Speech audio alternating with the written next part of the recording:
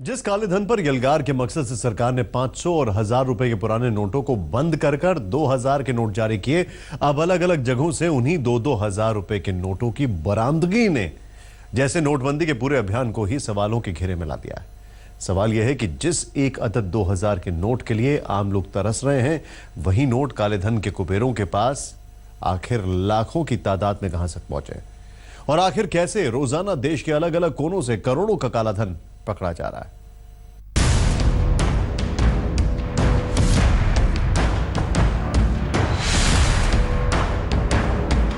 कहीं बाथरूम की दीवार में बनी खुफिया अलमारी और अलमारी के अंदर 2-2 हजार रुपए के गुलाबी नोटों की ये गड्डियां।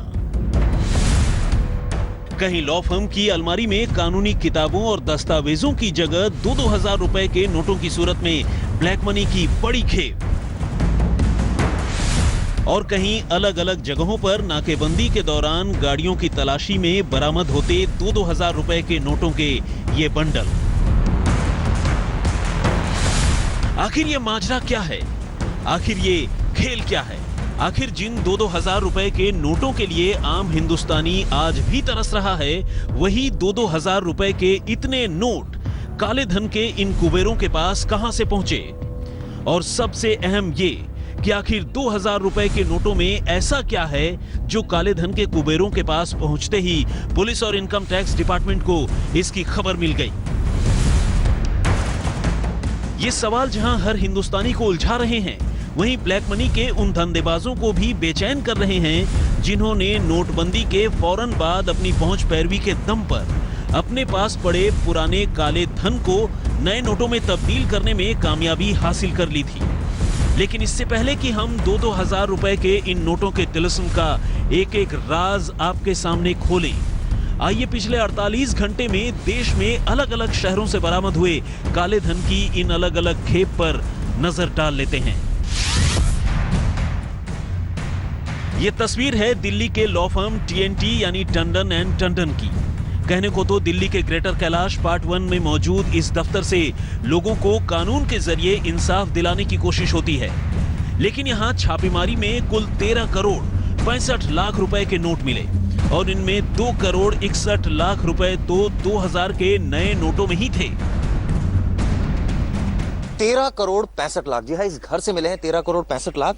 क्राइम ब्रांच ने रेड की है, पता चला कि यहाँ पर 13 करोड़ रुपए मौजूद हैं। सबसे बड़ी बात है, नई करेंसी भी मिली है तकरीबन 2.5 करोड़ की। 1000 के ज्यादा नोट है, 500 के भी नोट है, 50 के नोट है, 100 के नोट है। अब ये पैसा कहां से आया और अब एक्चुअल में जो इसका मालिक है उसका नाम रोहित टंडन है, क्या कार्रवाई करती है, क्या वाकई कार्रवाई होगी या फिर नहीं होगी? 4 जगह पर रेड की क्राइम ब्रांच और IT डिपार्टमेंट ने। लेकिन सबसे चौंकाने वाली तस्वीर तो कर्नाटक के चित्रदुर्ग में दिखी।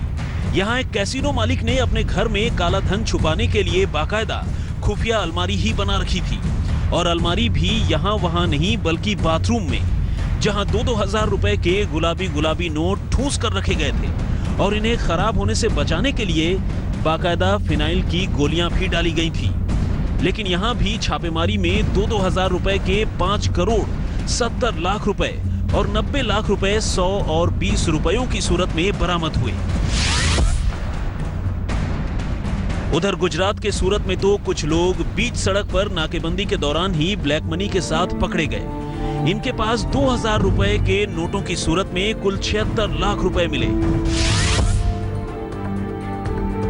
जबकि दिल्ली के करीब गुड़गांव में 2 लड़के स्कूटी में ही 2-2 हजार रुपए के नोटों की गड्डियां लेकर जाते हुए पकड़ लिए गए, जिनके पास कुल 10 लाख रुपए थे। अब जरा सोचिए, अलग अलग जगहों से बरामद ये ब्लैक मनी अगर इन धंधेबाजों के पास नहीं होकर आम लोगों के पास होती तो उन्हें कितना फायदा होता। कैश के लिए लाइनों में फंसकर छटपटा रहे लोगों को कितनी राहत मिलती। कितने लोगों तक कम से कम 2-2 हजार रुपए का एक अदद नोट तो पहुंच ही जाता। 2000 रुपए के नोटों के इस तिलिस्म के साथ ये पूरा हिसाब किताब आपको तफसील से दिखाएंगे। आप बस बने रहिए हमारे साथ। आज तक ब्यूरो। हैरानी होती है कि तमाम कायदे कानूनों, सख्तियों और चेतावनियों के बावजूद काले धन के कुबेरों का मायाजाल खत्म नहीं होता है। चेन्नई से लेकर दिल्ली और सूरत से लेकर जयपुर तक जिधर नजर दौड़ाएं काले धन के कुबेर न सिर्फ पकड़े जा रहे हैं बल्कि हर धंधेबाज के पास से लाखों करोड़ों रुपए के नए नए नोट भी मिल रहे हैं। जरा सोचिए, अगर यही नोट एक जगह ना होकर आम लोगों के हाथों तक पहुंचे तो कितनी राहत होती।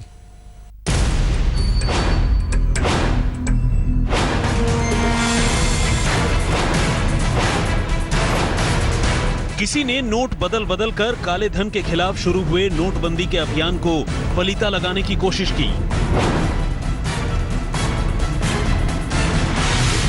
तो किसी ने किश्तों में ही सही अपनी पुरानी ब्लैक मनी गुलाबी कर उसे बचाने का जुगाड़ कर लिया।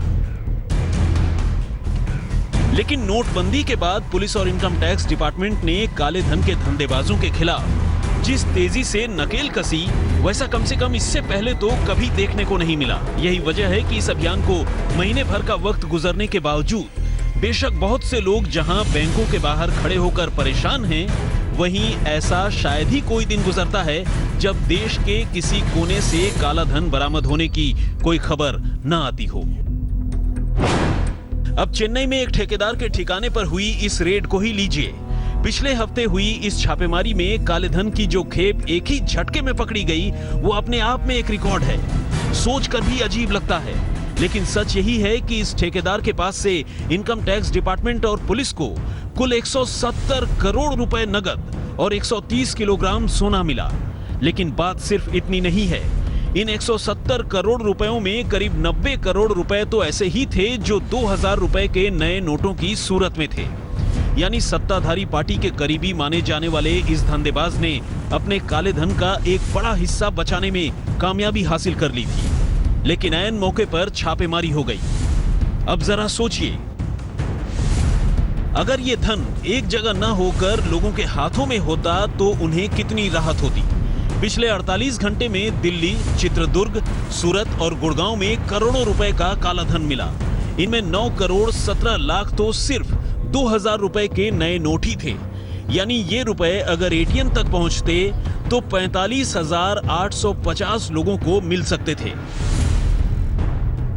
ऐसे में सवाल ये उठता है कि आखिर जो 2000 रुपए के नोट आम लोगों को नहीं मिल रहे हैं, वो काले धन के सौदागरों तक कैसे पहुंच जाते हैं। जाहिर है, इस बैंकिंग सिस्टम में कुछ लोग तो ऐसे जरूर हैं जो काले धन के धंधेबाजों से मिलकर देश को नुकसान पहुंचा रहे हैं। सीबीआई ने जिस तरह दिल्ली समेत कई जगहों पर बैंक मैनेजरों को गलत तरीके से नोट बदलने के जुर्म में पकड़ा, वो इस बात के सबूत हैं। वैसे जिक्र खास ये भी है कि 2000 रुपए के नोटों को लेकर विपक्ष के तमाम नेता शुरू से ही काला धन फिर से जमा होने की फिक्र जताते रहे हैं। ये और बात है कि पीएम नरेंद्र मोदी भी बैंकों के दरवाजों पर सीसीटीवी कैमरों के लगे होने की बात कह चुके हैं। यानी शायद उन्हें भी इस बात का डर था कि कुछ लोग 2000 रुपए के नोटों के जरिए काले धन के खेल को जारी रखने की कोशिश करेंगे। बैंक वाले जेल में जा रहे हैं, बड़े बड़े गड्ढे लेकर के भागे हुए लोग जेल जा रहे हैं। उनको लगा था कि ठीक है, मोदी जी 1500 की बंद कर देता है, हम पिछले दरवाजे से कुछ कर लेंगे। लेकिन उनको मालूम नहीं था मोदी ने पिछले दरवाजे पर भी कैमरे लगाए हुए हैं। ये सब के सब पकड़े जाने वाले। ऐसे में अब पुलिस और इनकम टैक्स समेत दूसरी एजेंसियों के सामने बड़ी मछलियों को जल्द से जल्द दबोचने की चुनौती है, जिससे काला धन पर रोक भी लगे और आम लोगों को राहत भी मिले।